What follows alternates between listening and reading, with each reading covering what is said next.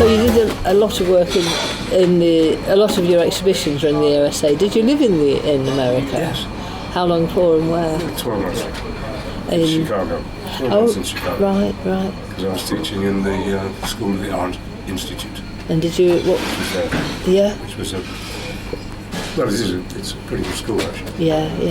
Was that, why did you go there? It was an exchange. Okay. Because I was teaching at the Manchester Art School. Did you feel that your work related more to what was going on in America than... No? No. Oh, okay. No, I didn't. I was very glad of the opportunity to get over there for a year, you know. Yeah. No, in fact, the work I did there,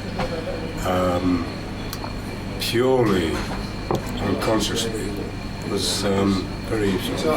Because I was only working in black and white, monochromatic, mainly for economic reasons. And I was using house paint, black and white house paint.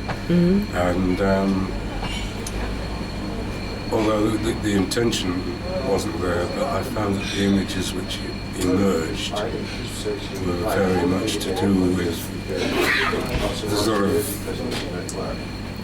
environment that I was looking over here, in the studio in Mossley. It was very much had a feeling of the pen lines, even though they weren't topographic or anything like that. But I mean, they had the feeling of the pen lines, where studios on the edge, you know that. Yeah. So do you actually get inspired by nature? I mean, although those are totally abstract. I'm inspired, but I don't. In that sense, I mean, I'm more. Call me a pavement artist, if you like. A pavement artist. Yeah, because I was. If inspired is the right word, I'm intrigued by what I see just looking at the ground. I mean, I don't need trees and sky. No. Because whatever I see, which is, if you like to use the word inspire, carry on. But as far as I'm concerned, it's things which interest me, and always they're just starting points. Yes. It's just something to generate that starting point, and then from then on, it's all about improvisation. And it's just that. It's just taking off and that's right. And improvising as a jazz musician would do. Yeah, and you from the thing which could be as simple as sections of walls, sections of pavement. Yeah. And occasionally things like this. You'll see it tonight. You see it. You get the planes going over. Yeah. This crisscross of lines. Yeah, like Which are brilliant against the sky. It's wonderful, that, isn't it? Yeah. It's like sort of was it Nash did those? Paul Nash, wasn't it? Who did the skies? All the planes. Yeah. He was a good painter. His brother was crap, but he was good. Yeah. I always forget which is which. So it's Paul. Paul is the more famous one. Is he the one that did those D-Day ones? And yes, he's very much, and he was the official war artist anyway. Yes. Yeah. But his brother was a bit decorative. Yeah, John. Not in the same league. Yeah. Are there any artists that you feel did influence you, or you were? Yeah. So which ones? Well, things change as you grow and as you discover more. Yeah. Initially late Turner, very much. Yeah, me too. And it's Matisse, mid period Matisse. Yeah. Very much so. And quite a few of the American painters. The abstract expressionists. Not so much there. Jasper Johns in particular. Yeah. There's a German painter I like very much, whose name is called I Have Forgotten. It'll come back to me.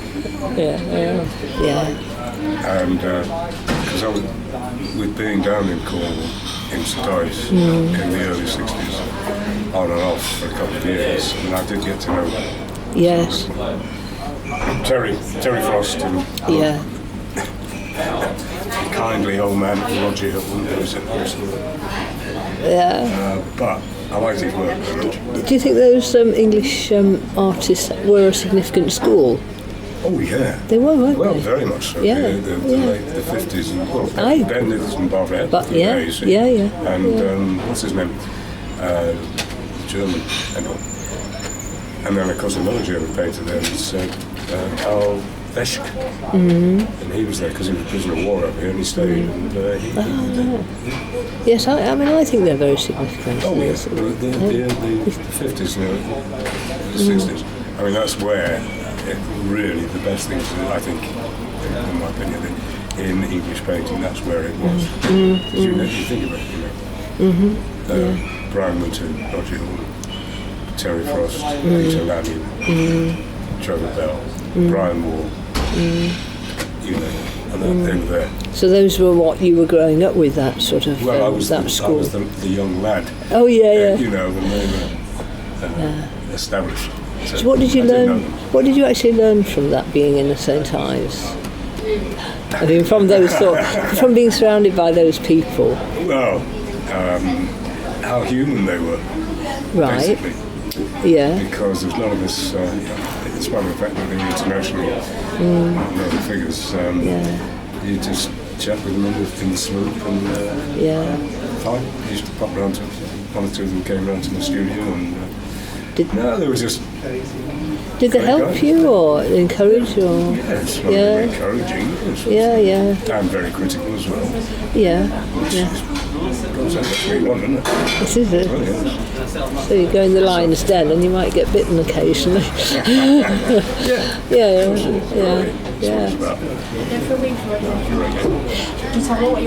You slog away, don't you? You go in the morning and start, and then you. Whether you feel like it or not. Yeah. It's irrelevant. So every day. You just do it. So how many days a week do you go to the studio? I've cut it down now. It used to be 5.5. It's 5 now. Yeah. You've got half a day. Off, yeah. Yes. So what time do you get there? Depends on the time of the year. Okay, yeah, winter.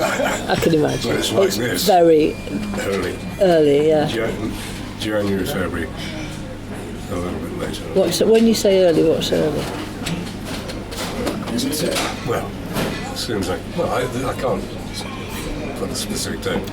As long as it takes me to get things finished, done that I have to do at home, and then I'm off. Yeah. And this has been your routine, it's a regime, isn't it, that you've had all your work all your life? Well, since I finished teaching. Since you finished teaching, which was, you took early retirement? 23 years. 23 years ago. 88. And that was great, was it? Yeah. I mean, I must give the wrong impression, I did enjoy teaching at the beginning, and for most of the time. Yeah. But it meant that I only had 3 days a week completely to do my own work, and because I was teaching 4 days a week. Yeah. So it's a relief to be able to just do 7 days or 5.5. Yeah. Bit Fellini, that isn't it? 5.5. It is, yeah. So would you say that if anybody's going to be a serious artist, that's what they've got to do, just get in there and work it. Absolutely. It is true. It's true with music and all, everything, absolutely everything. If you mean it. You can't wait. You are, that's what you do, isn't it? No, there's no waiting for. So I've written down the word emerged because that's what you said earlier on. But when you're working on something emerges. Yes. And so basically, you don't go in there with an idea. You just start. You have a starting point, and then something emerges. Well, obviously. I mean, I get ideas just walking along. Yeah. Not necessarily just by looking, but an idea to do with what I've been doing. And I think, now if I change that, or stress that, or change whatever,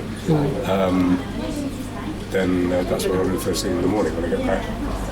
Into the studio. When I get to the studio. That's what I'll do. And, it could come off or not. There's always that element to it. Yes, it seemed like a good idea at the time I'm walking home after that 15 pints. The idea seems a good one. Not 15, quite. say that. But like, yes, so you put something down about that idea, and it could be to do with the painting you're working on, of course. Yeah.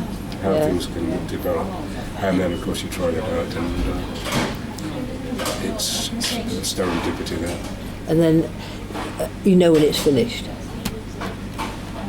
Is that hard? I've said this before. The moment of finishing is just before you think it's finished. Okay. Because if you take things too far, Yeah. they die. They go flat. But it's just that moment in time, which I think only comes with, experience. Yeah. Done it for something that you know it's just teetering on the edge. Leave it. And that gives Leave it. it. So the rough edge is there. Yeah. And it doesn't have that finished kind of. Yeah. Yeah. Kills it. Can kill it. Oh yeah. It's like you just leave it just there. And then, I see that. Yeah, you got it. I do it wrong myself, and I see other people do it, and I think, that's nice, isn't it? Yeah. Yeah. I was thinking of something else.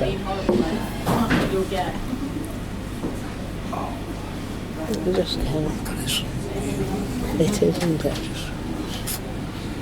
Does the weather influence your inspiration? Well, it's this word inspiration, which is whatever you call it, Yeah. Only in the sense that it affects everybody.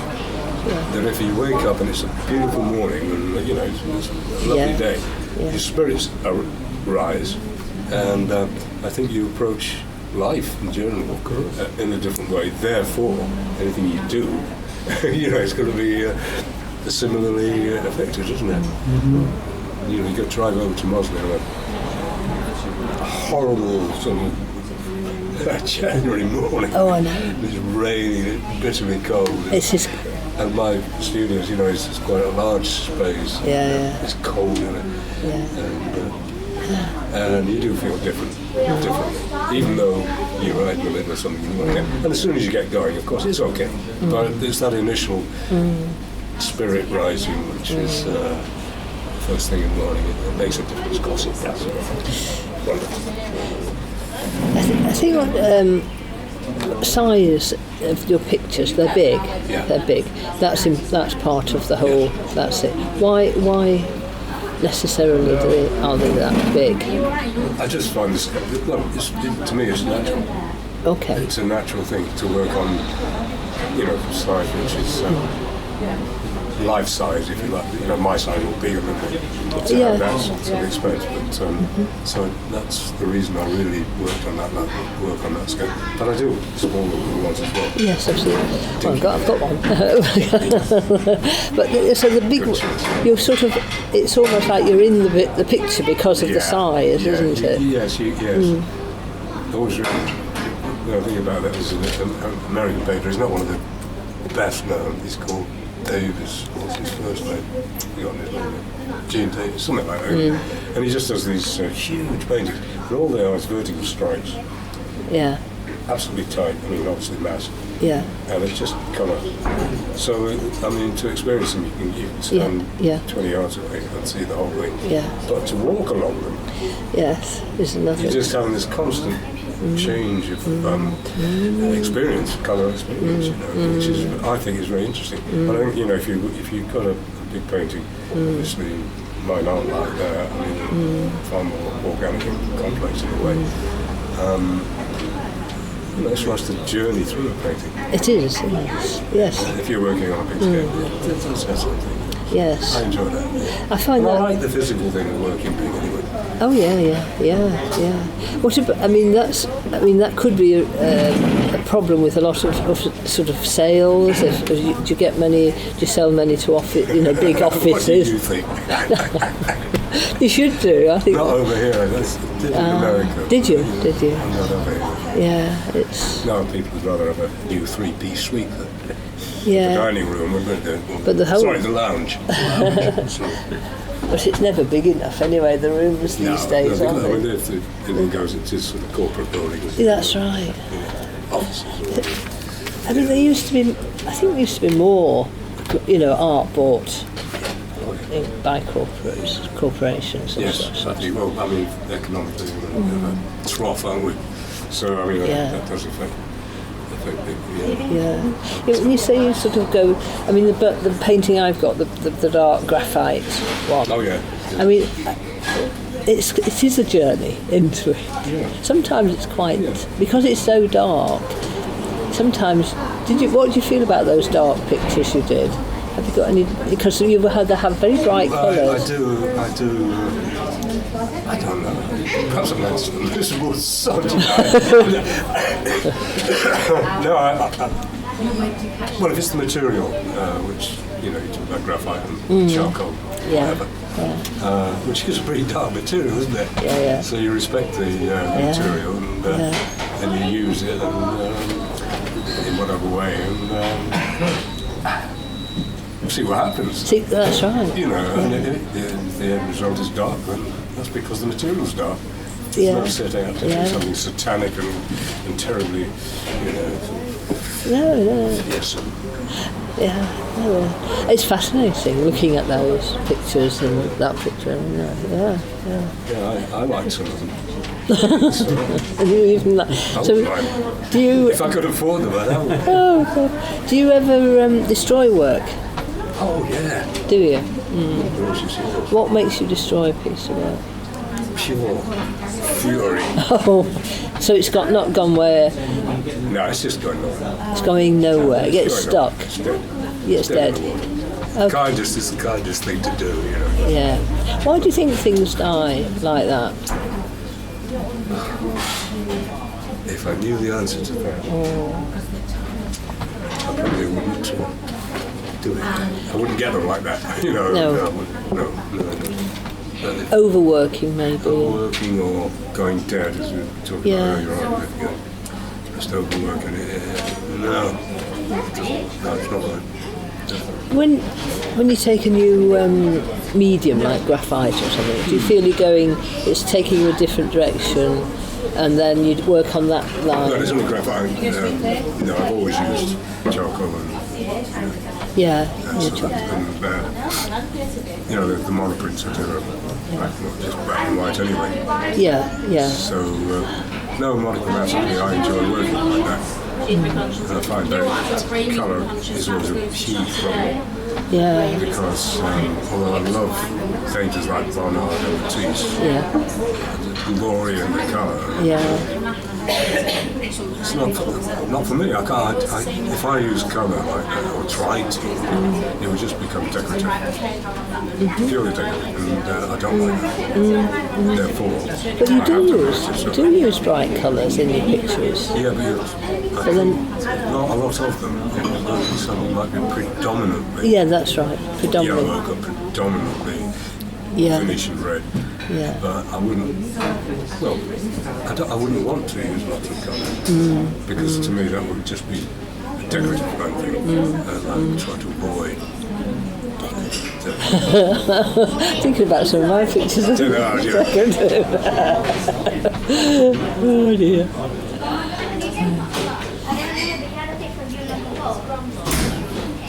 Do you have people you can actually talk to about your art? Do you have fellow artists that you feel are on the same wavelength? Do you need it or not? Or well, I don't. I don't. I mean, there's so many around, and I tend to keep away from them. I mean, for example, in here, the people I talk to, one is used to have he's a solicitor basically. He's a legal practitioner. Painters, yeah. Yes. Do you want to say anything about the present state of the art world?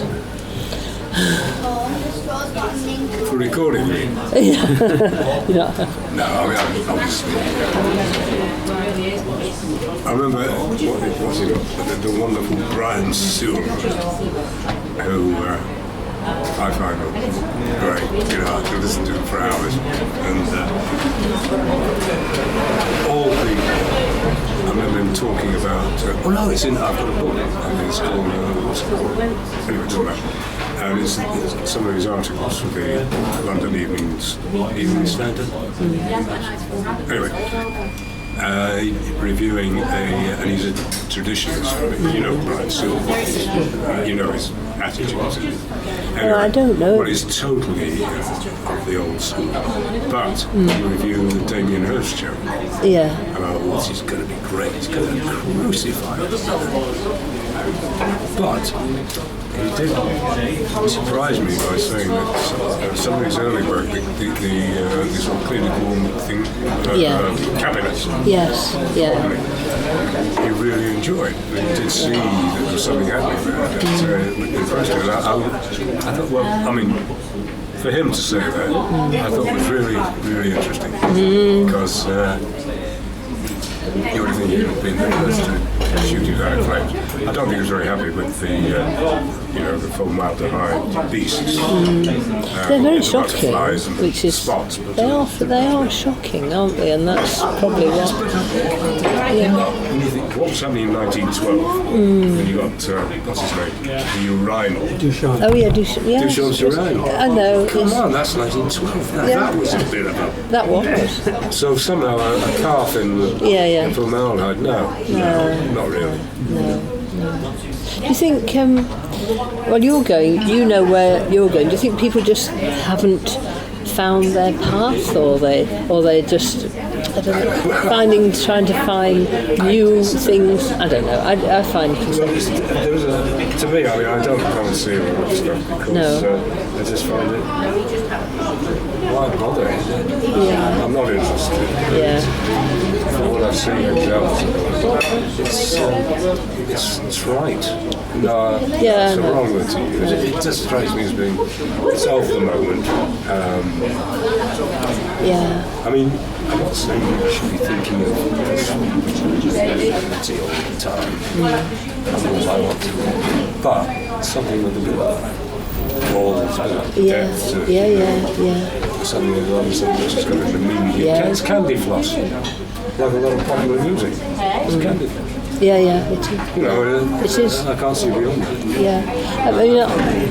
I mean, my perhaps I'm missing it. layers of getting into things. That's what it's about. And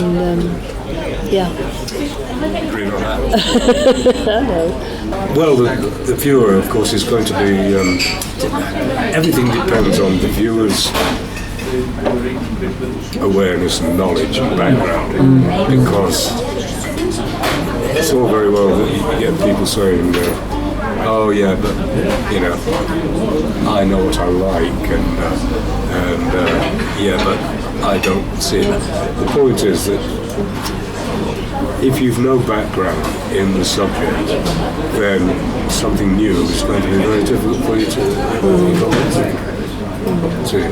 the more you know, and the more you're aware of, the more you see, the more you're going to get from something. So music is definitely. If anybody listens to without any knowledge of, say, should we say Mozart or Beethoven, they've no sort of concept of, and it's just purely a tune, or you're not aware of development, you're not aware of orchestration, you're not aware of all the elements which are to do with it. Then it's just. Yeah, it's all right. Or don't like that. You've got to bring something to it. If I were to draw, I mean, I would have to say Charlie Parker, who was not free form, and I would have to say Count Basie because of the sound and the bigness and the volume, the sheer joy and bang, that I just, in fact, I did title one painting for Basie. Oh, did you? Yeah, I did, yeah. Purely because of that sheer exuberance of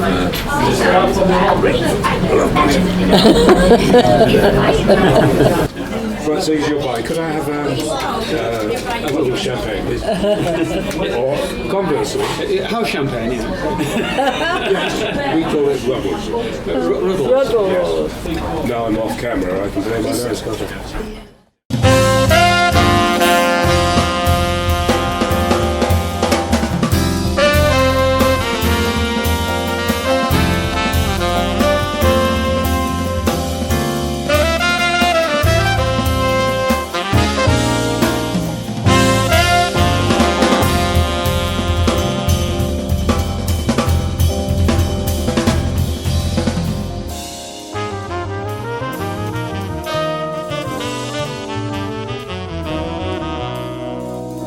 Thank you.